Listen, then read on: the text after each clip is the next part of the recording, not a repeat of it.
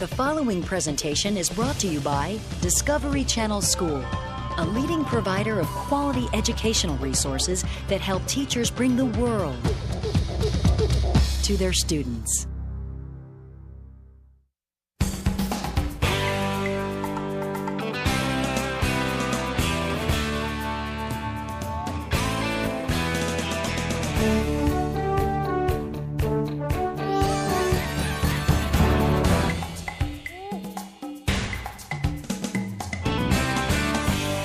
On this episode of Assignment Discovery, learn when the struggle for peace began in Israel and Palestine, the roots of conflict.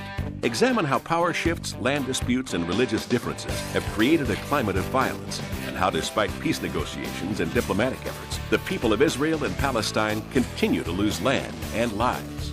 And watch for questions, activities, and resources after each segment.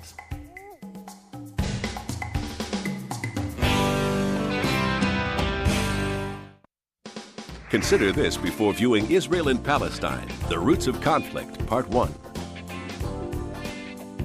Before Israel was established as a Jewish state in 1948, the region was known as Palestine and was home to many Arabs. Today, the Jews and Arabs who live there regard the country as sacred land. As you watch the program, consider why both groups feel entitled to this land. Assignment Discovery now presents Israel and Palestine, the Roots of Conflict, Part 1.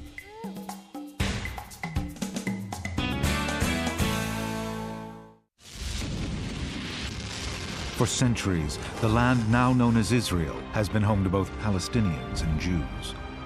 But for more than 50 years, this small nation has also given rise to bloody wars, refugees, and terrorism. Two peoples, both with a claim to this land, both turning to violence when diplomacy fails.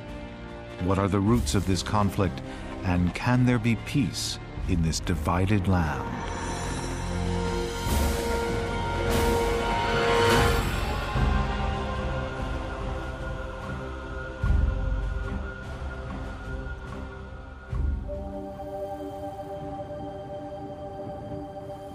Israel, Palestine. This is the birthplace of Christianity, Judaism, and also sacred to Muslims. Its holy sites are places of pilgrimage for millions. The Jews trace their history here to the time of the Bible, when God promised the land to Abraham. But the Palestinians are also descended from the ancient biblical peoples and from the Arab conquerors of the 7th century. But for the Jews, expelled from this land over the centuries by invaders, its spiritual legacy is one they've never relinquished. The land of Israel occupies a very important part in the liturgy and thought of Judaism, and has down the ages, so that there is a very real and intimate connection between Judaism and the land of Israel, quite apart from the physical presence of Jews in the Holy Land throughout the ages. Jews are persecuted for centuries in Europe. The pogroms, or massacres, of the late 19th century lead many to believe they will only be safe in their own state. This belief becomes a political movement called Zionism. The Zionists that said there is no way that we will be able to overcome all the hurdles and the obstacles and the hardships of achieving it if it's not in the only place where the mental resources or emotional resources will be activated, and it is the land of Israel, namely what was Palestine. Over 100 years ago, the Jewish people began their long migration back to Palestine. Then, the biggest war the world has ever seen, the First World War in 1914, means that the Jews are to come closer to a homeland. The British want allies in the Middle East. The Arabs are fighting the Turkish Ottomans for independence, and the British back them. British ally Russia is losing the will to continue, and believing the Jews could influence the Russians, the British back Jewish claims for a homeland. The Arabs and the Zionists felt more and more that conflicting promises had been made to each of them, promising Palestine. After the war, the Germans are defeated. The Middle East is divided between the British and the French. Palestine is now governed by Britain. Their fateful decision in 1919 to adopt the Jewish claim for a homeland as official policy is to affect the Holy Land from that moment on.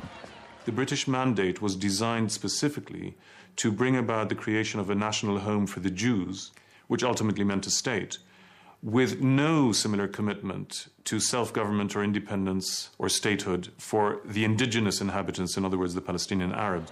Encouraged by the attitude of the British, 35,000 Jews emigrate to Palestine over the next 4 years. Palestinian unease about the influx leads to riots against the Jews and the British, culminating in the 3-year Arab Revolt of 1936. The Palestinians are crushed by the British and their leadership destroyed. The Jews continue to arrive, although the British start limiting numbers. The end of the Second World War makes the question of a recognized homeland a priority. 6 million Jews are exterminated in the Nazi death camps during the Holocaust, and the survivors are determined that it will never happen again. With no safe haven in Europe, because countries turn them away, they look to the land of Palestine, a land the Jewish Bible, the Torah, calls Israel. But the Palestinian Arabs don't want any more Jews immigrating, and to keep the peace, the British limit the influx, turning boatloads away.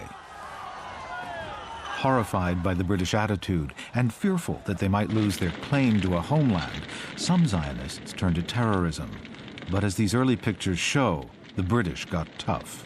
At the beginning, we trusted the British that they were going to give us the homeland for the Jews. And slowly by slowly, the British started to retreat from the mandate. And I decided, and the only way is that I've got to fight to free my country. But the Arabs aren't going to concede their country and also start fighting. In 1947, the UN meets to vote on a solution. Europe and America had limited Jewish immigration, and thousands are living in refugee camps. Yet recent images of the Holocaust are fresh in the minds of many Americans. President Truman recalls his feelings. It is my attitude that the American government couldn't stand idly by while the victims of Hitler's madness were not allowed to build new lives. Zionists lobby the UN delegates to vote yes. The United Kingdom, abstain. The United States, yes. The resolution of the Dutch Committee for Palestine was adopted by 33 votes, 13 against, 10 abstentions. The UN decide that Palestine should be divided into separate Jewish and Arab states. The Palestinian Arabs are allocated sections to the northwest, in the center, a strip by the sea, and land on the Egyptian border.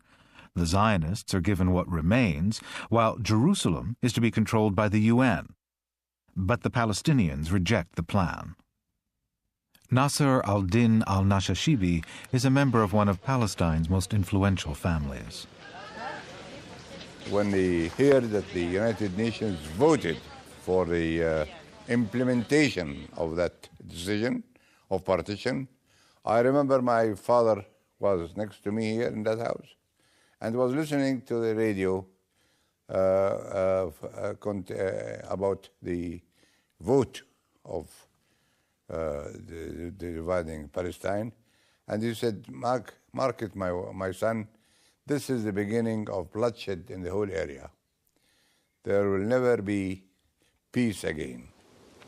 The Palestinians protest the division of their homeland, but the Jews are determined to establish their own state there. Jewish terrorist groups start to drive some